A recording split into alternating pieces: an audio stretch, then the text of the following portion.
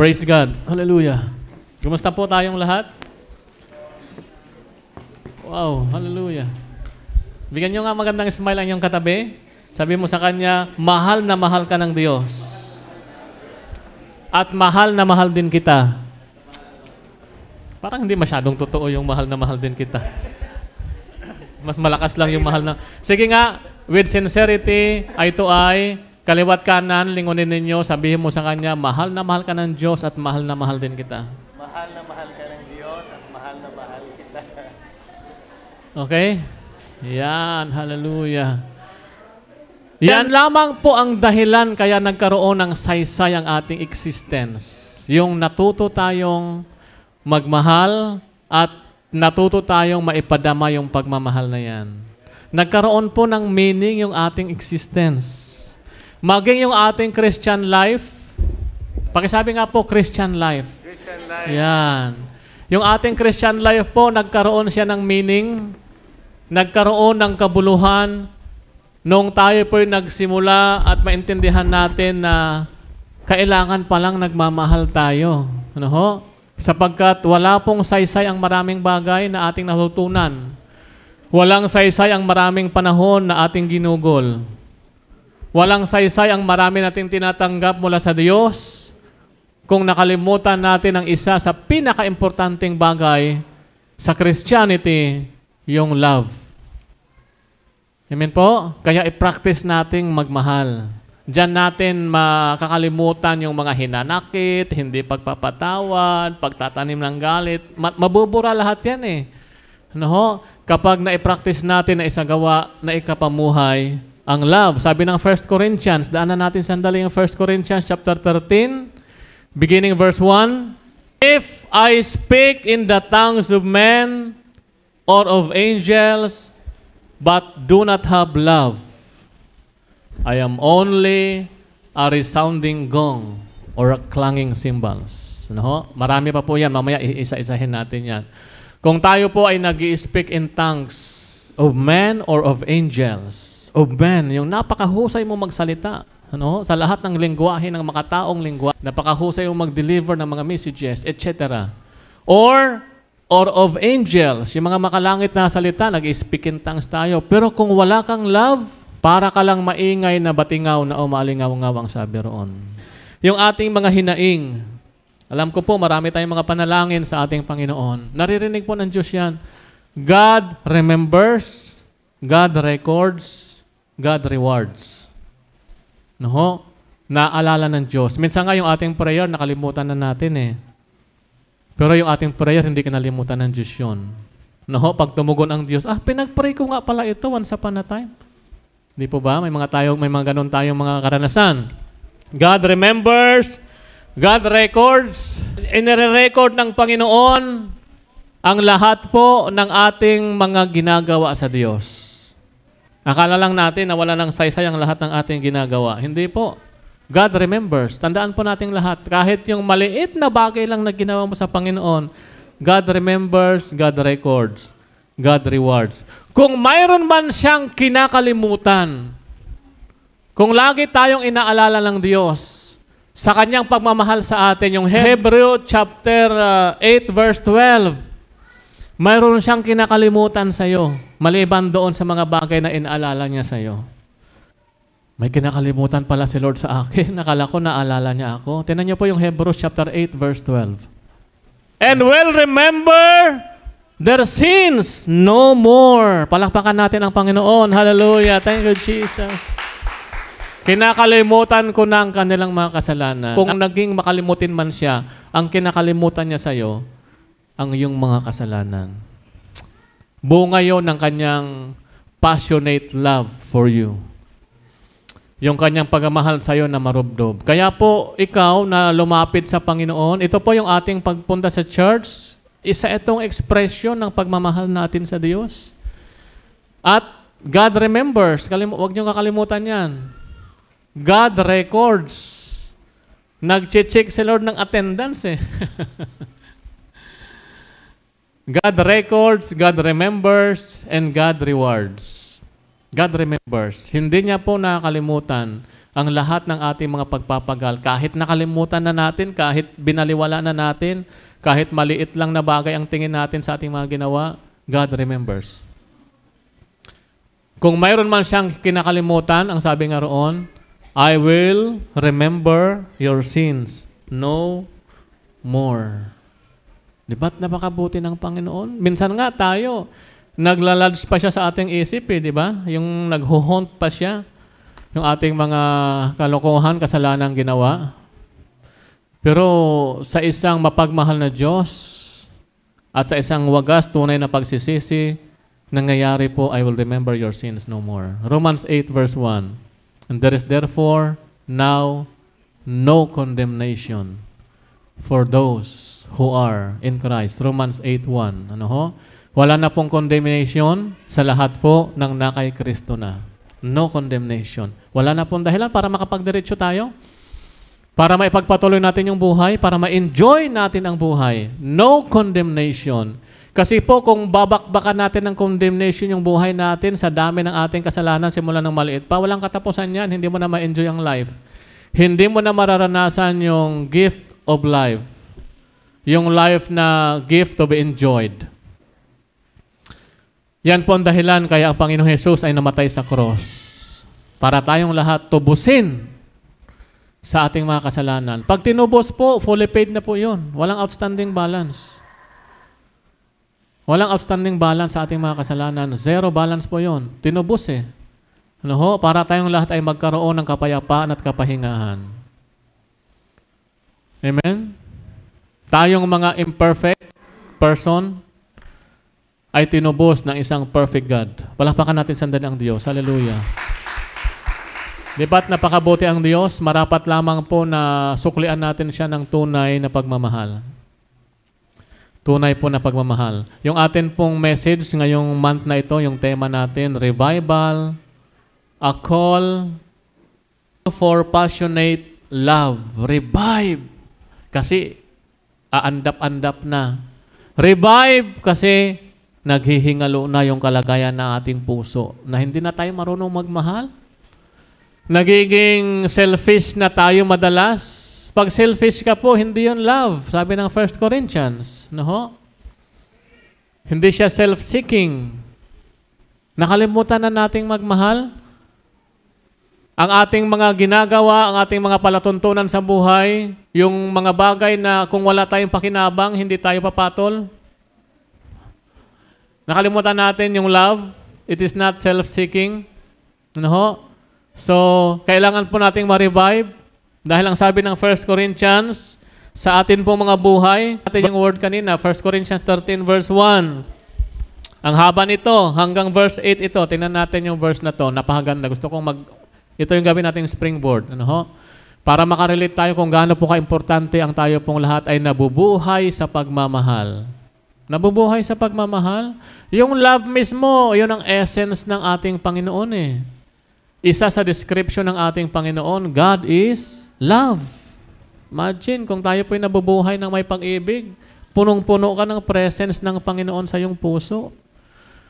1 Corinthians 13, verse 1, please. If I could speak all the languages of earth and of angels, but did not love others, I would only be a noisy gong or a clanging cymbals. Oh, verse 2. If I have the gift of prophecy and can fathom all mysteries and all knowledge, akalain mo yung mga gift na yan, ano ho? Yung mayroon kang gift of prophecy, nakikita mo yung future. Grabe yun. Yung office na mayroon ganun sa fivefold ministry, yung prophet. Di ba? Yung gift of prophecy, kahit hindi prophet, pwede magkaroon ng gift of prophecy. Matindi na pong matinding regalo ng Diyos yun para sa ikabubuti ng kanyang ministry at saka sa body of Christ, sa people of God. Kaya mayroong gift of prophecy and can fathom all mysteries. Yung mga misteryo ng buhay, yung mga deep things of God, yung mga malalalim na revelation na nasasagip mo yun, nasasagap yun ng iyong antena. Matindi yun, ano ho? Nasasagap ng yung frequency, yung mga deep things of God, yung mga revelation ng Panginoon, yung mga wisdom, and all knowledge. Ibang klase yung knowledge mo. Hindi nakakainip. May bago. May mga bagong pangyayari. At marami pong naghahangad niyan na akala natin, yun na mismo yung ultimate achievement ng ating Christianity, ng ating existence as a human being. Pero ang sabi rito, and if I have a faith that can move mountains, grabe na yan. Kung mayroon kang pananampalataya, marami rin ganyan, mga ebanghilista, mga great men of God sa Christian community, bumubuhay ng mga patay, grabing pananampalataya yon. At ang sabi roon, can move mountains. Pwede mong utusan sa iyong pananampalataya mountains na ito na tumalon doon sa dagat. Yung bundok na ito, Ibig sabihin, you can do miracles by your faith. Pero ang sabi ng Biblia, but do not have love. Ano sabi dyan? Useless lahat. Yung ang taas-taas na ng altitude ng yung calling, ng yung ministry, ng yung performance sa body of Christ, pero nakalimutan mong magmahal at wala kang pag-ibig. Ang sabi rito, kung wala akong pag-ibig, I am nothing. Amen po? Para ma-reach out natin yung pinaka-ordinaryong sinasabi natin, ordinaryo lang ako sa ministry sa church. Possess love. I-possess mo lang yung love. Matutunan mo lang na magmahal. Wow. Dinaig mo yung may mga gift na yan. Kasi nothing din pala kung mag-speak in tongues ka, mag-everything ka, tapos masama ugali mo, nakalimutan mo magmahal lang yung kapwa. Ano yun? Anong meaning nun? Diba? I am nothing, ang sabi roon. Of course, mas maganda namang na-accumulate mo, na-receive mo ang ganitong mga gifts, plus mayroon kang love. Wow! Hindi po magkalaban yung mga bagay na yun. Magkakasama yon. Dinifferentiate lang na huwag natin kalimutan ang pinakamahalaga sa lahat ng bagay na yon, yung pag-ibig. Ibig sabihin, kung mayroon ka nito at mayroon ka pang pag-ibig, boom! Hindi boom panis, ha? Parang boom panis yung nasa isip nyo, nasagap ng frequency ko. Boom! Yung you will do exploits, boom! Yung exploits, yung boom! Yung impact, yung grabe ka. At yun po ay magiging platform ng Panginoon para mabigyan ng glory ang kanyang pangalan. Tingnan niyo po itong next verses na ito. Verse 3. If I give all I possess to the poor and give over my body to hardship that I may boast, but do not have love, I gain nothing. Sabi dyan. Kahit na ikaw ang pinakamabait na tao sa buong mundo. Mabait, ha? At kaya mong ibigay ang lahat ng mayroon ka sa mga mahihirap. O kahit pa nga ibigay mo ang iyong katawan. Parusahan mo, sunugin mo pa sa flame. Ang sabi diyan sa ibang mga versions. Para lang sa ibang tao. Pero kung walang love yung ginawa mo para sa ibang tao, I gain nothing. Wala ka pa rin napala. Maraming ganyan. Nagbibigay, walang love. Nagbibigay para sa publicity. Nagbibigay para makilala ang kanilang pangalan, para kumalat sa social media, kasi malapit ng eleksyon. Maraming ganyan, Kung walang love, useless. I gain nothing.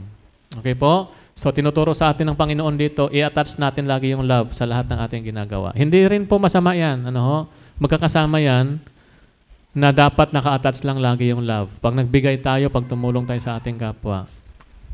If I give away all I have, and if I deliver up my body to be burned, but have not love, I gain nothing. Wala pa rin saysay, kahit na magsakripisyo ka pa para sa iba. Kung ang sakripisyo mo ay walang pag-ibig, at iba ang iyong motivation, I gain nothing.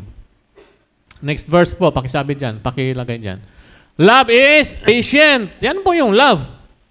Kung wala ka niyan, sa lahat ng iyong ginagawa, wala kang pasensya, hindi ka mapagbata, hindi ka mapagtiis, I gain nothing. I am nothing. Wala po tayong napapala. Love is kind. Mabait. It does not envy. Hindi po tayo dapat nagiging mainggitin. Okay? Pag mayroon ng iba, pag mayroon ng kasama, magpasalamat tayo. Sino sa inyo nagpapasalamat kapag nagkaroon ng kanilang kasama? Kapag nakakaramdam tayo ng inggit, wow, pakicheck pa yung ating puso. Ano, mukhang walang love sa puso ko, naiinggit ako sa kasama ko. Kung anong mayroon siya. Pasalamatan po natin. Okay po? Yan yung mga nagmamahal. It does not boast. It is not proud. Hindi nagmamalaki, hindi nagyayabang. Iba pa rin yung pagmamalaki. Yung proud ka sa anak mo kasi mahusay. Iba yun. Ano ho? Yung wow. Yung steam noon mataas. Yun ibig sabihin ng proud. Pero yung proud na arrogance, yung nagyayabang tayo, ano ho? Hindi po dapat tayo nagyayabang. Okay? Yan po ang definition ng love. Next verse. It does not dishonor others. It is not self-seeking. Hindi po ito naghahamak ng iba. Nakita niyo yung love? Pag wala ka nito, useless ang ating pagiging Kristiyano. Yun lang pong ibig sabihin ng 1 Corinthians. Pasimba-simba ka pa, humahamak ka naman sa iba. Pa-praise the Lord ka pa, humahamak ka naman sa iba. Anong meaning nun? Di ba? I speak in tongues, fathom the mysteries of life, the deep things of God, faith. Tapos, do you dishonor others? You are nothing. It is not self-seeking. Hindi ito naghahanap para sa sarili. Lagi nitong iniisip ang kapakanan ng iba. Okay? It is not easily angered. Hallelujah. Hindi madaling magalit kaagad. Easily ha? Nagagalit. Pero matagal. Di ba? Easily yung madali kang magalit. Yan po yun ako. Nabago na po ako sa mga panahon na yan. Ano ho? Kaya patuloy pa rin po tayong binabago ng Panginoon para maging ganap yung love sa ating puso. Kasi useless po lahat ng ating mga ginagawa sa Panginoon kapag wala po yung love.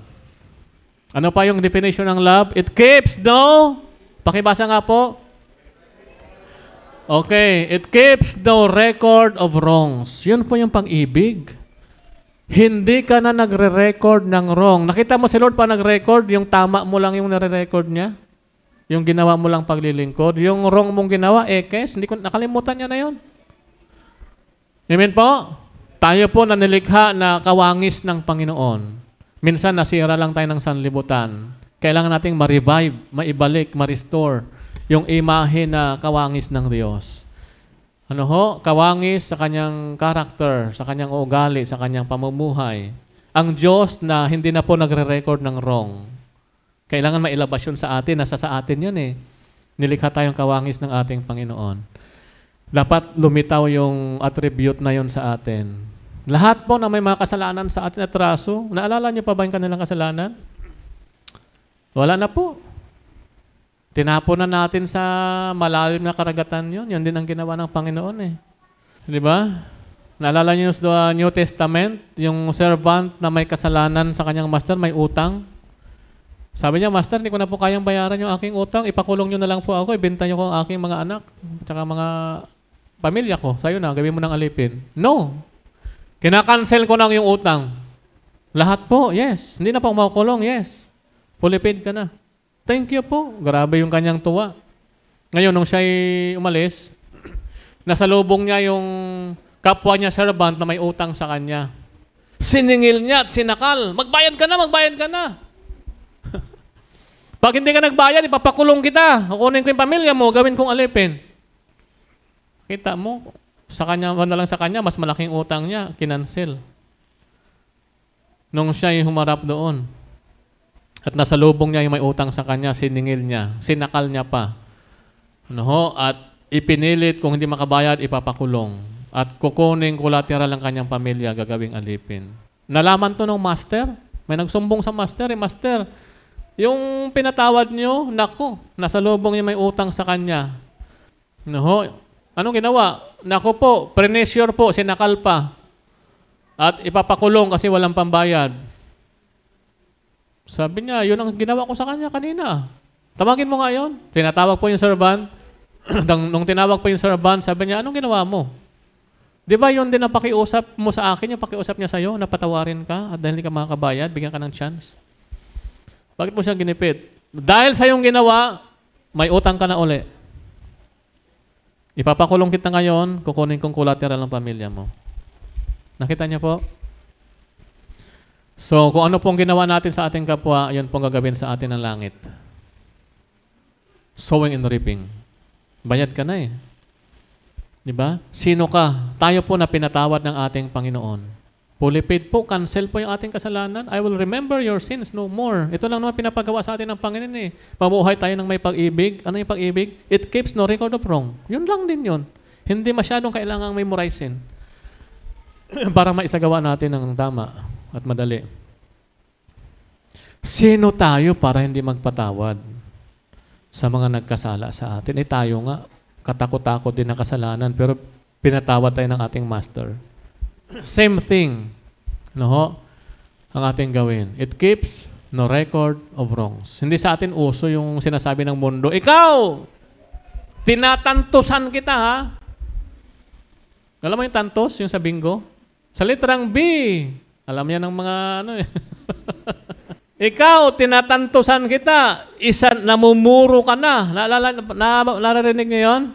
Ibig sabihin, isa na lang, bingo ka na. Yun ang ibig sabihin nun, isa na lang, yari ka na sa akin. Wala nang ganun sa atin, Kristiyano. It keeps no record of wrongs. Kahit na nakailang pagkakamali siya, ang tantos mo laging isa, wala, isa, wala. Amen? Alam niyo po, sabi ni Peter, Panginoong Jesus, ilang beses ko mapapatawarin yung aking kapatid? 7 beses ba? Yung 7 beses po, sa tradisyon ng Israel, sobra-sobra na yon. Hanggang 3 lang eh. Dinoble niya, sinubra niya pa nga ng isa. 7 ba? Dami nun, Lord, 7. Grabe na rin to, pabalik-balik na lang na kasalanan. Alam mo, sagot ni Jesus, hindi 7. 70 times 7. Ang ibig sabihin nun, walang katapusan kang magpapatawad. Hindi yun 49 ha, 70 times 7. O 490, whatever that. 490, no? No, hindi yun may equation ha. Ang ibig sabihin lang 70 times 7, sinubrahan mo ha. Susobrahan ko pa ng gusto. 7, perfect number, complete number. Ibig sabihin nun, walang katapusan po. Walang katapusan mo siyang patawarin. Walang tantos. Makatantos ka man ng isa, bura ka agad. Amen po? Walang puro. Walang bingo. Sabi ng Panginoon, ano ho? So sa ating kapwa, ilang beses niya mang gawin sa atin yon, ilang beses niya mang maisagawa ang pagkakamali, pagtantos natin, bura ka agad. Forgiveness. It keeps no record of wrong. Amen? Mahirap bang magmahal? Parang mahirap, no, pag hindi tayo sanay. Pero yun talaga tinuturo ng Panginoon eh. Extreme pa nga si Lord eh. Mahalin, pati kaaway. Wow! Kaya ba nating magmahal ang ating mga kaaway? Or kung wala ka mang kaaway, yung mga taong inaaway ka? Binabash ka? Sinisiraan ka? Tinitira ka patalikod? Kaya ba nating mahalin yon? To the extent, sabi ni Lord, this is how you love. Love your enemies. Aba, kung love your enemies, sino ka para hindi mahalin ang iyong pamilya? Diba? Sino ka para hindi mahalin ang iyong kaibigan, ang mga mabuting tao sa iyo? Yung leader. Kung enemy nga, pinamamahal sa atin ng Panginoon. And of course, dapat sa Kristiyano walang kaaway. Amen po? May kaaway ka, anak ko. Palaaway ka. Sabi ng Panginoon, blessed are the peacemaker, for they are called children of God. Yung mga anak ng Diyos po, peacemaker. Ha? Hindi yan war maker. Hindi yan war maker. Okay? Next. Verse 6, love does not delight in evil, but rejoices with the truth. Ang pag-ibig po, hindi ito ikinatutuwa ang gawang masama. Pag nakagawa tayo ng masama, dapat nakukonsensya tayo, nadidiri tayo, ayaw na nating ulitin. Nagsisikap, ang sabi sa ating pagsisisi, nagtitika na din na muling magkakasala. Di po ba? Love does not delight in evil. Yan po yung pagmamahal. Hindi ka natutuwa sa maling gawa. Nagkakamali, pero hindi ka natutuwa. Yan yung nagmamahal. Okay? Rejoices with the truth. Okay? Natutuwa siya sa mga katotohanan ng buhay. Masakit minsan ang katotohanan, pero kung doon naman tayo lalaya, i-embrace na natin yung truth. Verse 7. It always protects, always trusts, hopes, perseveres. Verse 8. Love never fails. Hindi po tayo bibiguin o hindi tayo mabibigo kapag tayo po ay nagmamahal. At sa mga nagmamahal, hindi niya kayang biguin ang kanyang minamahal. Love never fails. Okay po? Verse 13. Talunin natin yung verse 13. Sabi niya sa verse 13, and now these three remain. Ito lamang po yung tatlong mananatili sa ating puso. Okay? Faith, hope, and love. Galing, di ba? Yung tatlo na yan, hindi dapat nawawala sa atin. Huwag tayong mawala ng pananampalataya sa buhay. Diyan po kumikilos ang Panginoon. Yan yung daanan ni Lord ng kanyang miracle, ng kanyang blessing. Faith. Yan din yung ating hope, pag-asa. Diyan tayo naligtas sa pamamagitan ng pananampalataya. And love, ito dapat ang nakikita sa atin. Nagiging buhay natin, mapagmahal tayo. But the greatest of these, yung tatlong yon, love. Sa tatlo, sa faith, na pinaka-importante rin, hope. Yung hope po, yung hindi ka nawala ng pag-asa, kaya na ipapagpatuloy pa ang buhay kasi may hope. Love. At ang pinakahigit sa tatlo, love. Nakita niyo po yung kahalagahan ng love. Ngayong February po, inaalala natin palagi yung love. Sana po hindi lang maging February yung pag-iisip tungkol sa love. Sana po nagiging araw-araw po nating naiisip yung love. Okay po? February. Ang iba nag-aabang na yun ng February 14. Hayaan mong sumaya ang mga tao. Kung yun naman ang kanilang kaligayahan na, wag na natin silang sirain. Kasi napakaikli lang ng buhay. At ang buhay na ito sa mundo, kapatid, marami ditong hapdi at kirot na dulot sa ating damdamin. Marami po yan, kalungkutan. Kaya pag may time para sumaya, itudo mo na. Kasi pagkatapos ng saya na yon, haharap ka na naman sa ibang season, kalungkutan uli. Huwag na natin pigilan yung mga taong gustong sumaya. Amen? Kasi pagkatapos nun, may sadness na naman ang buhay. At least may deposito kang happiness. I-withdraw mo lang yon nung sadness time. Pero nung araw na yun, maligaya rin kami. Nung ganito, slow motion, colored yung mga na-imagine mo. Mga deposito mo yun eh. Imagine kung wala kang dinepositong happiness, puro na lang sadness, sadness, sadness. Pagharap mo sa totoong sadness, hindi lang black and white. Aywan ko kung ano nangyari doon sa buhay mo. Okay po? So maging happy tayo, enjoy life, at wag na rin natin pipigilan yung ibang maging masaya. Okay? Love. Matthew 22 verse 37 to 38. Love the Lord your God with all your heart, and with all your soul, and with all your mind. This is the first and greatest commandment. Love the Lord your God. Ang pinakamataas na address ng ating pag-ibig sa Diyos. Okay? Mahalin po natin ang ating Panginoon. Matthew 22, verse 37 to 38. Love the Lord. Pag nagmahal tayo, tandaan po natin, last time pinag-usapan natin yung mga finances, di ba? Isa yan sa mga kailangan nating mahalin. Love your business. Love for work. Yan yung mga object na dapat nating na-address. Yung love sa work. Pag nagmahal tayo, tandaan nyo po ito. Kapag nilagay mo ang puso mo sa isang bagay, mahal mo yon. Tama po? Mahal mo yon. Where your treasure is, there your heart will be also. Kapag nilagay mo ang iyong puso sa isang bagay, huwag kang mag-expect ng profit. Ang expect mo, value. Okay? Tandaan niyo po yung word na yon. Huwag kang maging after sa profit. Tubo. Ganansya ba? Kita. Mahihita. Makukuha. Mapakinabangan. Profit. Amen po? Do not go after the profit. Go after the value. Okay?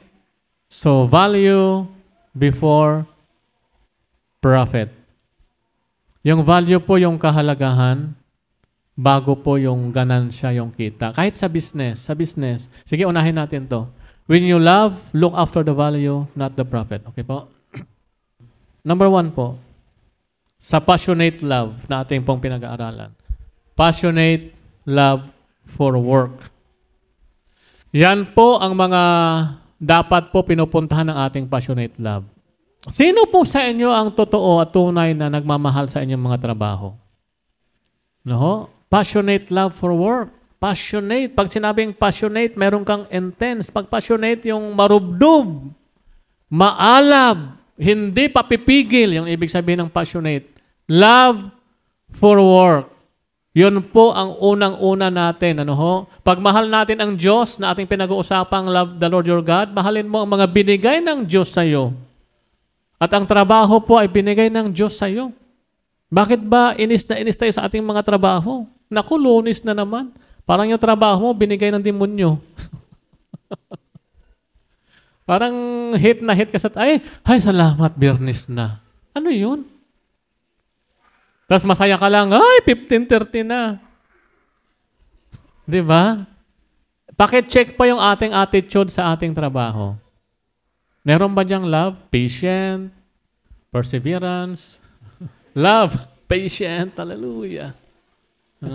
Check your attitude towards work. Tingnan niyo po yung ating trabaho. Importante pong minamahal po natin yung ating mga trabaho. Ano? Kumusta po tayo sa ating mga trabaho? Negosyo. Pwedeng negosyo. Pag-aaral. Pwede rin yun. Ano ho? Love. Passionate love for learning, studies. Passionate love for business. Applicable yan. Passionate love for work. Lahat yun work. Kumusta po tayo? Ay, Lunes na naman. Pasukan na naman. Hindi ba regalo ng Diyos yung meron tayong education? Di ba? Bakit ba tuwing consumption time, hindi tayo nag-i-enjoy? Nag-i-enjoy tayo doon sa production time. Consumption, yung time na nagtatrabaho ka, konsumo. Production, sweldo. Enrollment, pasukan, consumption, production, bakasyon. Bakit sa production lang tayo nag-i-enjoy? Bakit parang impyerno sa atin yung consumption? Lalo na pag ang boss natin nakakagigil, di ba? Parang si Satanas. Wala pang bonus. Pag ang feeling mo po, impyerno ang yung kumpanya, umalis ka na dyan sa kumpanya. Tapos, pag apply mo sa ibang kumpanya, parang impyerno pa rin, umalis ka uli. Pag makatatlong lipat ka na puro impyerno ang tingin mo, tingnan mo muna sarili mo, baka ikaw si Satanas. Baka ikaw may problema. Biro mo lahat ng kumpanya, nag-usap-usap ba sila para pagtripan ka? Hindi naman magkakilala yung mga yan. Bakit palagi may problema sa yung mga tao sa planeta? Nag-usap-usap ba sila para tirahin kang lahat? Hindi naman magkakasama yung mga yan ah. Sa tingin ko, parang tayo pa may problema. Amen? Baka paraiso na puntahan mo, feeling mo lang mainit. Kasi taga-impyerno ka. Ang ibig sabihin po noon, hindi ko sinasabing literal yon ha. Ang ibig sabihin noon, baka tayo po may diferensya. I-check natin yung attitude sa ating work. Dapat po, wow, Lunes na naman, hallelujah. Ang hirap, di ba? Nasanay kasi tayong hate natin yung work. Nasanay tayong mga Pilipino, happy-happy lang, konting effort, tapos may harvest na marami. Christians, mahilig rin dyan, mga miracles. Hindi yan tinuturo sa management, sa prosperity, sa bountiful harvest. No? Lunes na naman, mahalin natin yung ating trabaho, passionate love. Kapag hindi po tayo naging passionate sa ating trabaho, maiinis ka sa mga kliyente mo, sa mga customer mo. Alas 5 na, dito pa kayo. Uwian po na to ah. Diba? Wala yung service na heart. Hindi mo mahal ang trabaho mo. Pag hindi mo mahal ang isang bagay, maghihiwalay kayo.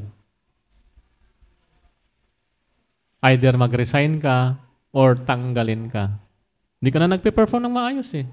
Nakikita sa performance mo yon, yung hindi mo mahal ang trabaho mo. Wardi-wardi na lang, pwede na yan, copy-paste na lang. Mediocre na performance. May kita yun. Pag may nakita yun na super nagmamahal sa trabaho, ang manifestation nun, dedicated, may sense of ownership, may sincerity, may malasakit. Yun ang nagmamahal sa trabaho. May kita yun nung bird's eye, yung nasa management, ipopromote yun. Ikaw, number 1 ka sa listahan ng i-lay off. Natanggalin. Check your attitude. Kailangan maging passionate tayo. Ano ho? Yung ating pong trabaho, mahalin po natin. Regalo po ng Diyos yan. Huwag kang mainis sa trabaho mo. Regalo ng Diyos na trabaho. Pinagmumula niya ng ating kabuhayan. Yan ang pinapangbuhay mo sa mga umaasa sa'yo. Ba't ka naiinis? Naiinis ka sa source ng provision? Anong gusto mo? Hayahay, magic na lang, puro miracle. At aawitin mo, himala, kasalanan bang? Oo, kasalanan. Kung puro ka himala, hindi ka na nagtrabaho. Nagtanong ka pa. Ano ho? Puro ka na lang himala. Although ang Diyos po natin ay Diyos ng himala, ano ho, pero may pinagagawa sa atin ng Panginoong Diyos. Ecclesiastes chapter 5, verse 19. It is good thing to receive wealth from God and the good health to enjoy it. Ganda naman po, lahat ng bagay po ay nare-receive natin sa Panginoon. Kasaganahan, pagpapala, ayan po, mga source, mga channel po ng pagpapala yung ating mga trabaho. No ho? Good health to enjoy. To enjoy your work. Yan po. To enjoy your work. Dapat po yung kasiyahan natin sa pagtanggap ng sweldo, yun din yung intensity ng kasiyahan natin ginaganap yung ating mga trabaho. Yung consumption period, hindi lang yung production period or harvest time. To enjoy your work and accept your lot in life. This is indeed a gift from God. Regalo ng Diyos yan eh. Mahalin natin yung trabaho natin. Pag minahal mo ang trabaho mo, ipopromote ka ng trabaho mo. Hindi mo kailangan magsipsip, hindi mo kailangan manira ng kasama. Mahalin mo lang ang trabaho mo, magiging platform yan, ipopromote ka ng Panginoon. Maging excellent tayo sa ating trabaho. Kahit na anong klaseng trabaho. Ako naman kasi hardinero lang. Sige lang, ayusin mo, pagandahin mo ang iyong pagiging hardinero. Ngayon, hardinero ka ng kapitbahay mo. One day, maging hardinero ka na sa Malacanang. Hardinero pa rin, pero na-promote ka. Barbero lang naman ako. Okay lang yan. Ayusin mo yung paggupit, hindi yung banas na banas ka pag pumapasok na customer. Lahat kinalbo mo na sa sobrang inis mo. Ganda yung pagkakasuklay mo ng gano'n. Pak, yung masaya ka. Diba? Chik, chik, chik, chik. Dadalhin ka nun sa promotion. Maya-maya, makikita mo mga presidente at mga hari na ang iyong ginugupitan. Barbero pa rin, pero ang sweldo mo nun, lalaki na. Hari ang ginugupitan mo eh. Di ba? Na-recommend ka kasi. Nakikilala ka. Okay? Ibibenta ka, ikikwento ka ng marami. Ang galing maggupit nung tao na yan. Hindi mo siya binayaran para i-promote ka. Pero naibenta ka niya. Maraming bibili sa'yo. Lalaki ang kita mo. Kasi pinaghusay mo ang trabaho mo. Pinaghusay kasi mahal mo ang trabaho mo. Ako, napapansin ko po yan, yung lahat ng giservice sa atin, kahit nag-aayos ng ating mga masahe, nararamdaman mo kung mahal niya ang trabaho niya eh. Diba? Yung mga nagmamasahe sa... Ako, nararamdaman ko, yung grabe yung passion niya. Ultimo, pinakadulo ng daliri, papalutukin niya, pluk, pluk, pluk. Pwede naman din niya nagawin yun eh. Pluk, pluk, pluk. Tapos nakailan na yung minasahe niya, pangatlo na ata ako, pangalawa. Yung effort niya nung una, yun pa rin hanggang sa akin. May tip siya, di ba? Hindi yung pagod na pagod ka na, halos balian ka na nung pangatlo ka na eh. Sobrang inis niya. Hindi, yung passion niya habang ginagawa niya yon, nakita niya po. Tapos pag may nagtanong, saan maganda magpamasahe? Dito! Hindi siya naubusan ng customer. Ngayon, napagtapos niya yung mga pag-aaral niya mga anak niya, may mga sasakyan na sila. Nagmamasahe lang yun. Na-promote siya nang na-promote kasi excellent siya magtrabaho eh. Pero kung tinamad ka magtrabaho at binurara, naku, kahit aso, walang magre-recommend sa'yo. Tatanggihan ka rin ng aso. Ayoko dyan! Naninipa yan habang nagtatrabaho.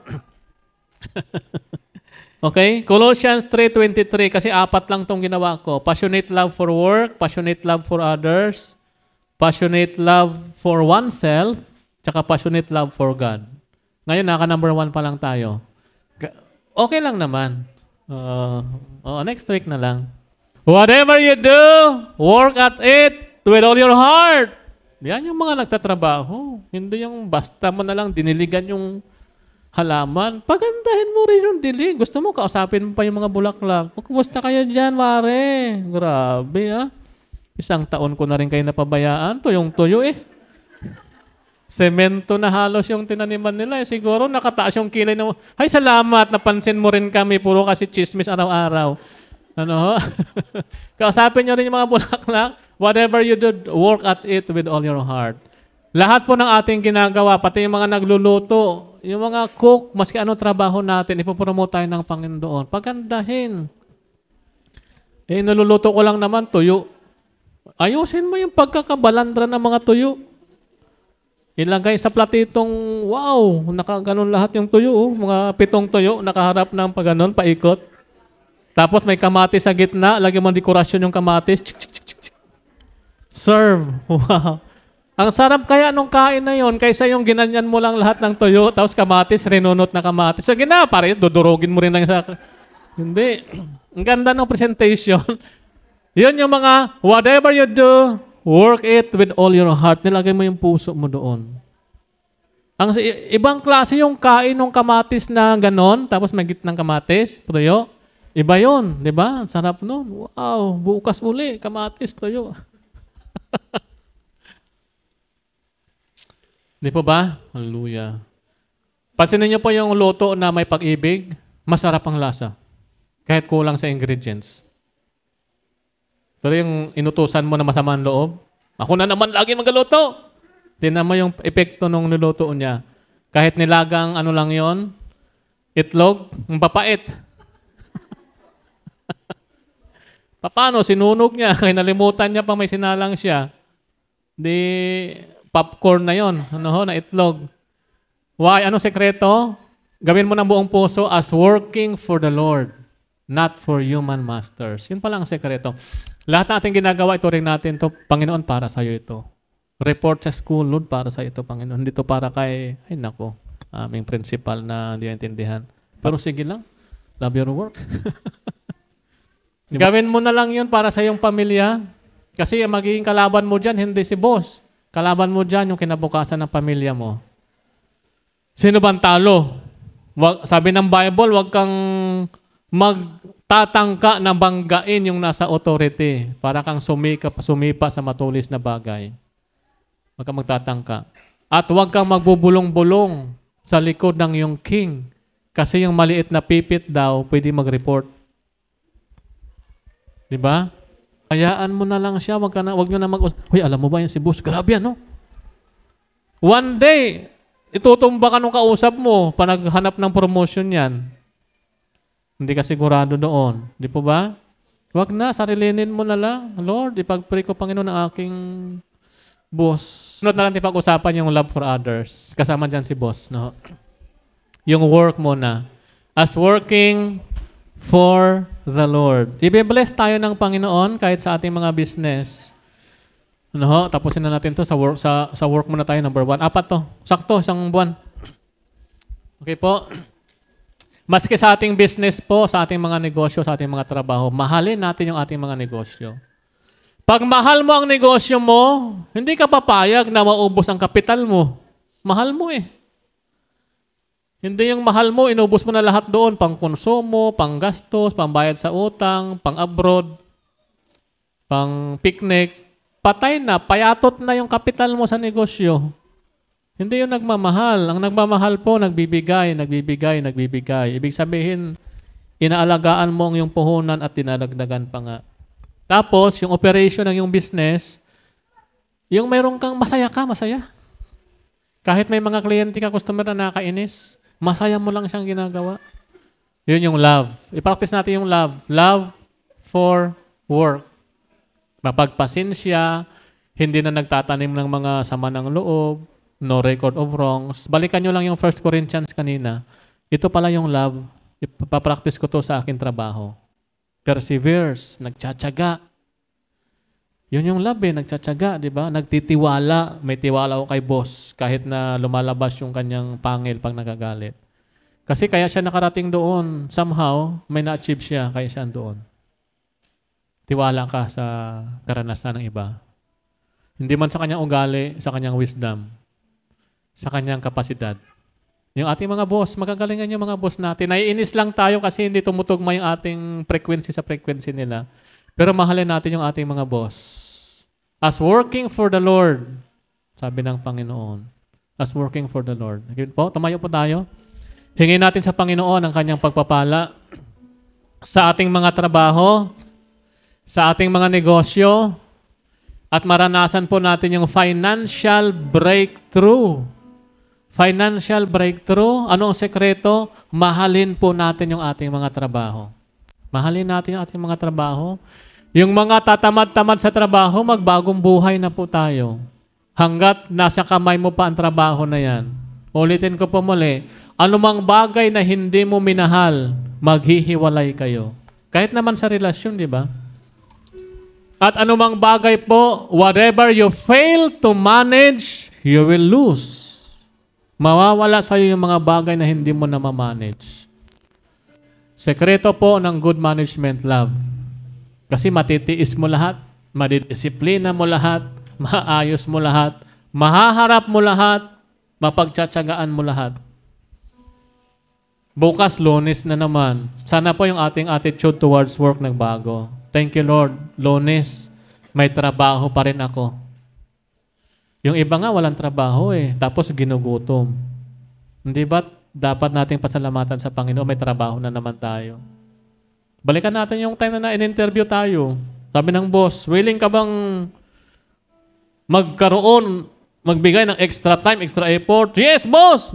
Yung ating pangako, halos ibigay natin yung Mars tsaka Venus. Mga bituin ng in-interview. Nung andyan ka na, ano ba yan? Overtime na naman, wala namang bayad. Hayaan mo na, ibigay ka ng extra effort, mahalin mo yung kumpanya mo para mahalin ka rin ng kumpanya mo. Blessing ng Panginoon yung trabaho. Yung skills mo, nag-fit yan sa trabaho mo. Ibigay mo yung skills mo doon. Minsan hindi mo na nabibigay yung skills mo kasi naiinis ka na. Bakit pa inis na inis ka sa trabaho? Blessing ni Lord yan. Nakita mo pa nagsweldo? Di ba? Ang sarap. Wow, thank you Jesus. Mapapakain ko yung pamilya ko. Yun din yun. Yung equation nun. Nung nagtatrabaho ka araw-araw. Mahalin natin. Ano man ang mga karanasan dyan. Huwag kang maghanap ng perfectong operation, perfectong kumpanya. Wala pa tayo sa langit. Nasa mundo tayo. Imperfect lahat. Pero yung perfect love, it covers all flaws and imperfections. Amen po. Naming Diyos, sa pangalan ni Jesucristo, salamat Panginoon sa katuruan ng iyong pag-ibig. Ikaw na unang nagmahal sa amin, Panginoon. Tinuruan niyo kaming magmahal pabalik sa iyo. At mahalin, O Diyos, ang mga bagay na ibinigay niyo po sa amin. Ang aming trabaho, ang aming kaibigan, kapwa, O Diyos, ang aming sarili. Mahalin ang aming buhay, Panginoon. At higit sa lahat, mahalin ka namin, O Diyos. Salamat po. Sa araw na ito, tinuro niyo po sa amin ang nararapat na pagmamahal para sa aming mga trabaho, negosyo, pag-aaral, Panginoon, para sa mga estudyante. Salamat, O Diyos, sa pribilehiyo, Panginoon, na kami po'y nakapag-aral, O Diyos. Marami pong hindi nabigyan ng pagkakataon na makapag-aral at inaabot din po namin sila sa panalangin ito, Panginoon. Salamat, O Diyos, sa pagkakataon, pribilehiyo na kami po'y nagkaroon ng trabaho. At nagkaroon, Panginoon, ng kakayahang i-provide ang para sa aming pamilya at iba pang pangailangan. Marami rin po, O Diyos, higit sa ibang lugar, ibang bayan, hirap maka-apply ng trabaho, kaya ginugutom, Panginoon, kinakapos. Ang iba, Panginoon, nagsisikap makapagsimula ng negosyo. Ito, Lord, may mga negosyo na kami. At ang iba, Panginoon, na nalangin magkaroon ng negosyo. Lord, tulungan niyo po kami, O Diyos, makapagsimula. At sa aming pagsisimula, Panginoon, matutunan namin, O Diyos, at may isagawa. Mahalin namin, Panginoon, ang aming negosyo, ang aming trabaho, ang aming pag-aaral, Panginoon. Salamat, O Diyos, sapagkat inuturoan niyo kami kung paano kaming magiging recipient, entitled sa prosperity, bountiful harvest, Lord God, financial breakthrough na yung inihanda, O Diyos, para sa amin. At magsisimula kaming mahalin, Panginoon, ang mga trabaho na regalo niyo po sa amin, O Diyos. Salamat po. Turuan niyo kaming embrace, Panginoon, ang aming responsibilities sa aming trabaho, sa negosyo, maging sa aming mga pag-aaral sa mga estudyante. And we give you all the glory. Punuin niyo ang aming puso, O Diyos, ng pag-ibig. At gagawin namin, O Diyos, na kami po'y magiging mapagmahal sa trabaho, sa ibang tao, sa aming kapwa, sa aming pamilya, sa aming sarili, at sa iyo, Panginoon. Tanggapin niyo po, Diyos, ang aming mga papuri, pagmamahal at pagsamba sa pangalan ni Jesucristo na aming Panginoon. Amen and amen. Praise God. God bless you po.